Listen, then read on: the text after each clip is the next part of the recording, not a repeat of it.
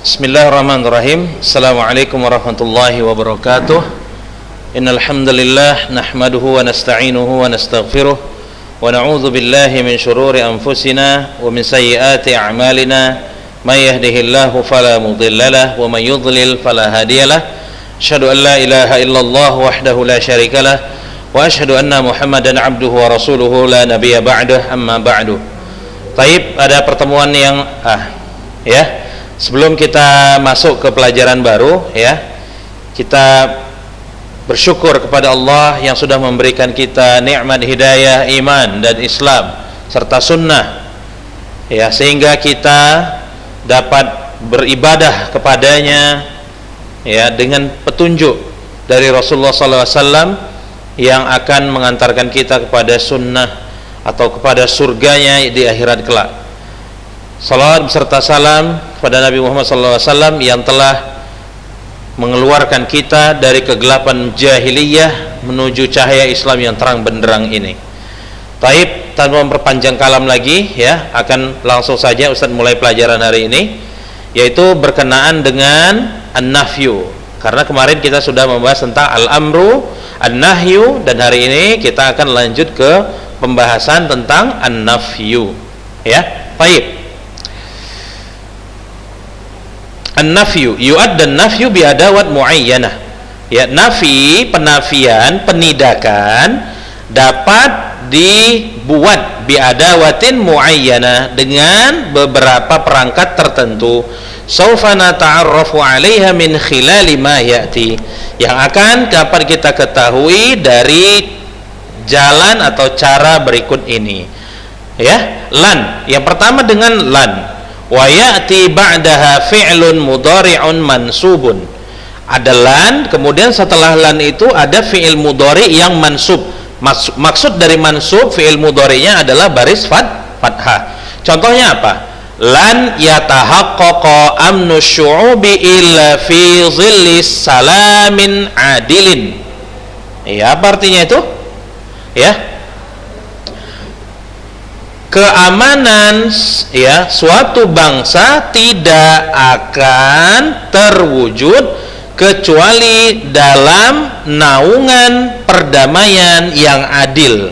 Nah, itu artinya rasa aman bagi suatu bangsa atau bagi bangsa-bangsa, bukan suatu bangsa tapi bangsa-bangsa.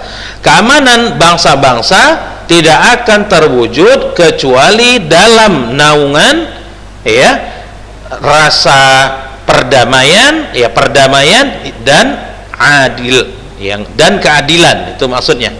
Kemudian itu yang pertama dengan menggunakan lan. Perhatikan lan setelahnya ada yatahaqqaqa. Yatahaqqaqa asalnya yatahaqqaqu.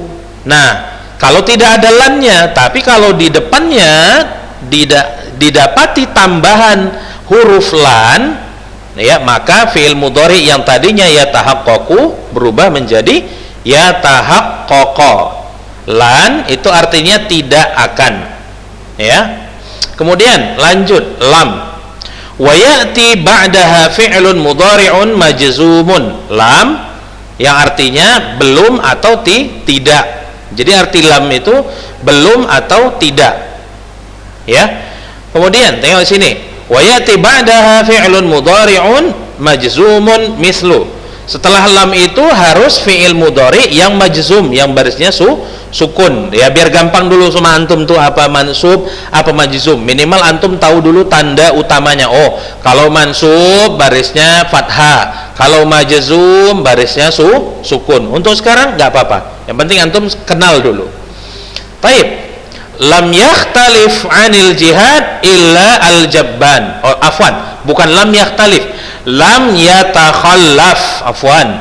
Lam yatakhallaf 'anil jihadi illa al-jabban. Artinya apa? Tidak akan ada, tidak akan mundur dari jihad kecuali pengecut. Yatakhallaf itu artinya mundur, Tidak akan mundur seorang pun dari jihad illal jabban, kecuali pengecut atau penakut. Tengok, Di sini ada yakhtalif, baris fa-nya baris sukun majzum. Asalnya adalah yakhtalifu, ya. Karena ada lam di depannya, maka berubahlah dia menjadi yakhtalif. Kalau nggak ada, maka dia yakhtalifu, ya. Baik, kemudian di sini ada kata laisa, ya. Ada kata laisa. Nah, di sini ada tanda satu, ini jadi footnote. Nanti coba kita baca footnote-nya apa, ya. Laisa wa yati ba'daha ismun. Nah, setelah laisa ada isim. Nah, tengok di sini. Laisal munafiqu mahbuban. Laisal munafiqu mahbuban. Antum tengok di sini. Untuk kasus laisa ini, dia kayak kana. Kana dia masuk kepada mubtada dan khobar. Mubtadanya tadi sebelum dimasuki kana namanya adalah mubtada. Setelah ada kana, yang tadinya mubtada menjadi isim kana. Ya, isim kana itu marfu, sama. Contoh misalnya kana al ustadzu hadiron. Awalnya adalah al ustadzu hadirun. Al ustadzu mubtada, hadirun itu khobar. Masuk kana al ustadzu hadiron. Nah, berubah hadirun jadi hadiran. Nah, setelah dimasuki kana, al ustadzu yang awalnya tadi sebelum dimasuki kana itu mubtada, setelah dimasuki kana dia menjadi isim kana. Hadirun yang tadinya marfu dengan dhammah berubah menjadi mansub dengan alif, ya. Dan posisinya menjadi berubah, bukan lagi hanya sekedar khobar, namun menjadi namanya khobar kana. Jadi khobar kana mansub, kana masuk kepada mubtada dan khobar. Nah, khobar kana berubah menjadi mansub. Bisa dipahami, ya? Baik. Nah, begitulah halnya dengan kata laisa yang setelahnya isim. Ingat ya, tapi laisa yang setelahnya isim, karena ada laisa nanti yang setelahnya fiil ada juga, ya. Kalau laisa setelahnya isim, maka bentuknya seperti kana. Contohnya apa? Lihat ini contohnya. Laisal munafiqu mahbuban. Artinya apa? Orang munafik itu tidak disukai. Nah, itu dia. Kalau kita rubah jadi kana misalnya, kanal munafiqu mahbuban. Ini nggak mungkin ya, tapi dari segi bahasanya saja. Kanal munafiqu mahbuban. Nah, sama kan dengan laisa? Nah, begitulah dia. Baik. Kemudian, nah, lam, kemudian laisa. Sudah 3. Masuk yang keempat, yaitu kata ma. Wa yati ba'daha ismun au fi'lun. Nah, setelah ma itu boleh dia isim atau dia fi'il. Contohnya apa? Mal hayatu rakhisah. Hidup tidak rakhis, bukan murah, ya. Hidup ini butuh biaya, jadi antum harus kerja keras. Baik, mal hayatu rakhisatan, sama kayak laisa tadi, ya. Dia masuk kepada akhwatu kana. Kemudian mal hayatu rakhisatan. Kemudian ma, ya, takhlufu 'anil imtihan illa talibun, ya. Ma takhallafa, afwan. Ma takhallafa 'anil imtihani illa talibun. Nah, tengok di sini. Tidak ada yang mundur dari ujian kecuali kecuali hanya satu orang murid. Tidak ada yang mundur dari ujian kecuali seorang murid. Nah, tengok, mal hayatu rakhisah, setelah ma, ha di sini, ba'daha, setelah ma itu artinya, ya, setelahnya adalah isim. Setelah ma adalah kata al-hayat. Al-hayat adalah isim. Ada alif lamnya, maka dia isim. Nah, tengok yang ma takhallafa 'anil imtihani illa talibun. Ba'daha fi'lun, setelah ma-nya adalah fi'lun. Takhallafa, ya. Takhallafa ini fi'il. Bisa dipahami, ya? Baik, kita lanjut. Kemudian ada la. Nah, laisa, kemudian ma, kemudian ada la. Jadi uslubun nafi ada lebih banyak daripada uslubul amar, kemudian lebih banyak dari uslubun nahi. Uslubun nafi lebih banyak lagi. Pertama apa tadi? Lan, lam. kemudian laisa, kemudian ma, ya kan? Nah, kemudian apa? Baru la di sini. Wa yati ba'daha ismun aw fi'lun. Nah, setelah la ini juga boleh dia bentuknya isim atau fi'il. Tengok, la munafiqun mahbubun. Ya, la munafiqun mahbubun, ya. Seorang munafik itu tidak disukai, sama artinya, ya. Jadi boleh setelah la itu boleh antum tambahkan isim. Jadi jangan antum pikir setelah la itu hanya fi'il setelahnya.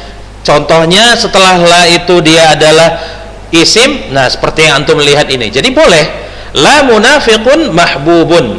Iya. Kemudian ya, afwan ya, la ini sebenarnya bisa dia menjadi la an-nafiyah lil jinsi. La munafiqa mahbubun, itu bisa juga seperti itu, ya. La munafiqa mahbubun, seperti la ilaha.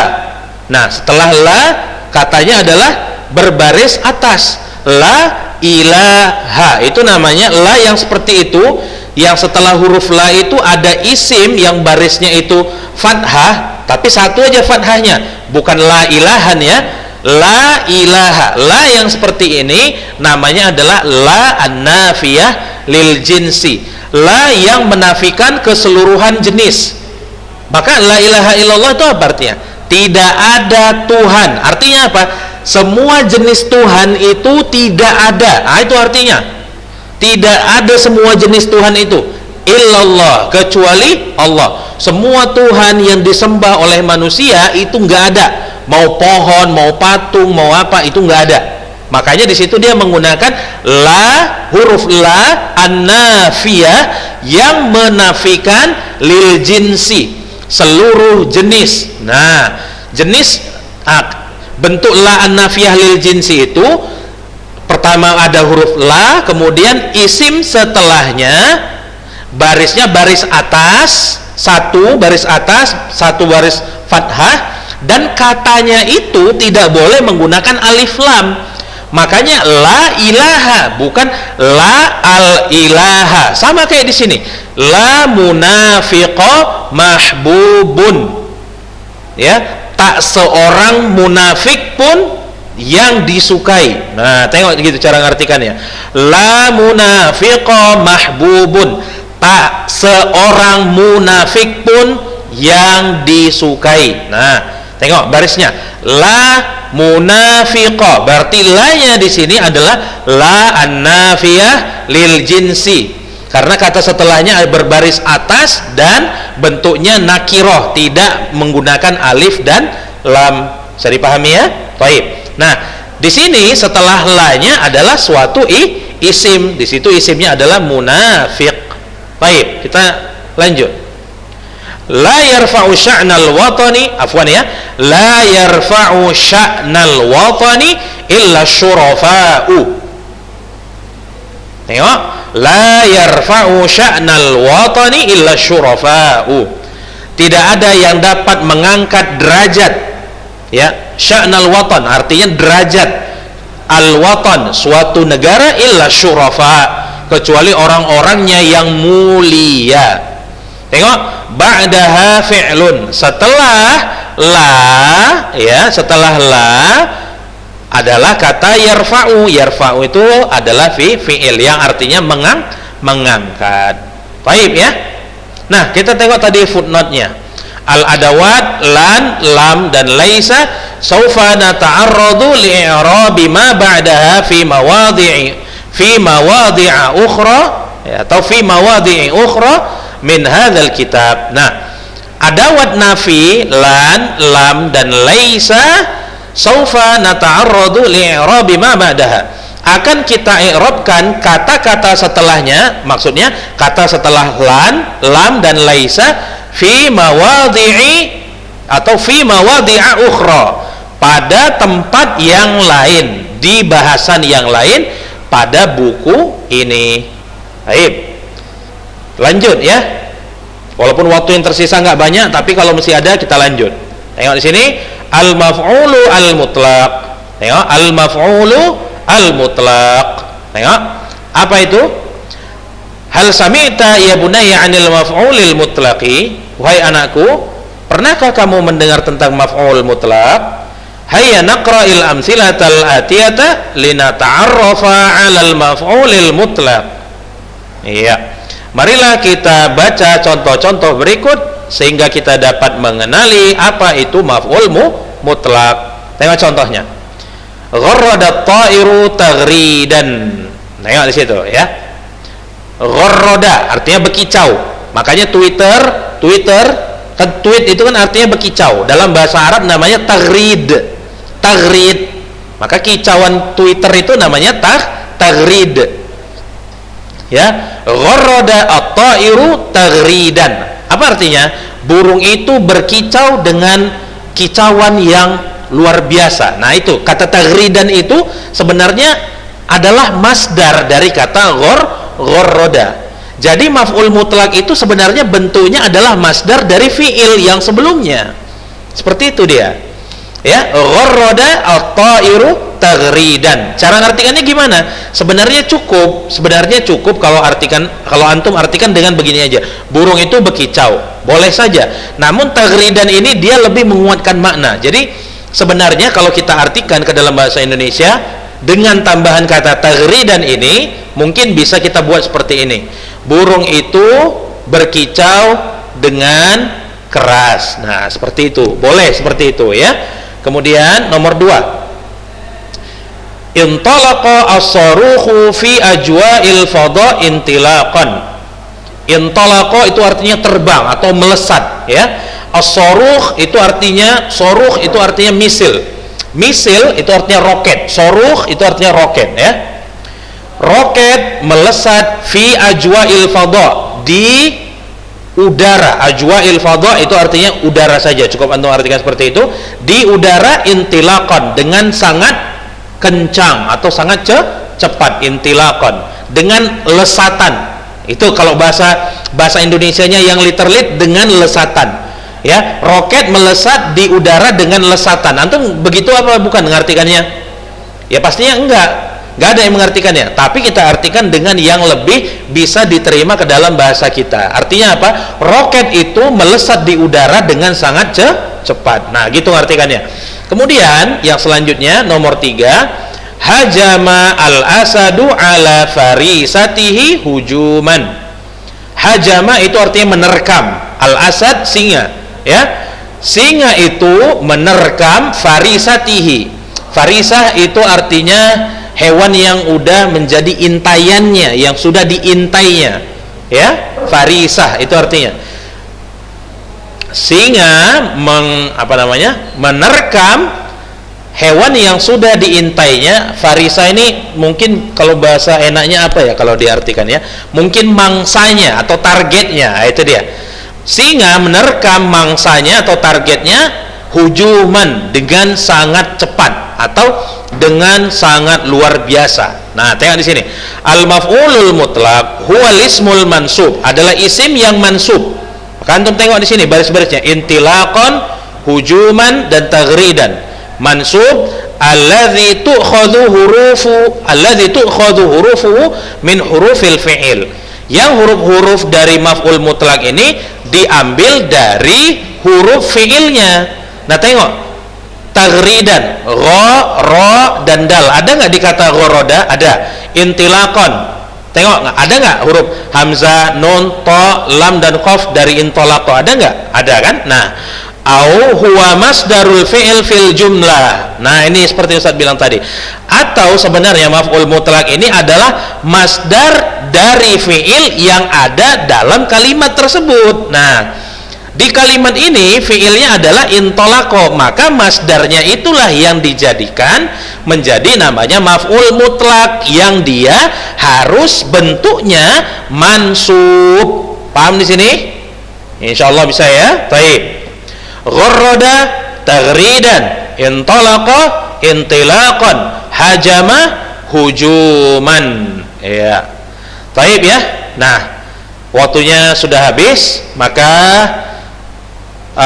harapan Ustadz ya selaku guru bagi antum, Ustadz akan sangat menghargai antum yang belajar dengan baik dan benar, karena ini ilmu akan sangat berguna bagi antum selanjutnya ke depan kalau antum ingin membaca karya-karya ulama atau memahami Al-Quran serta hadis-hadis.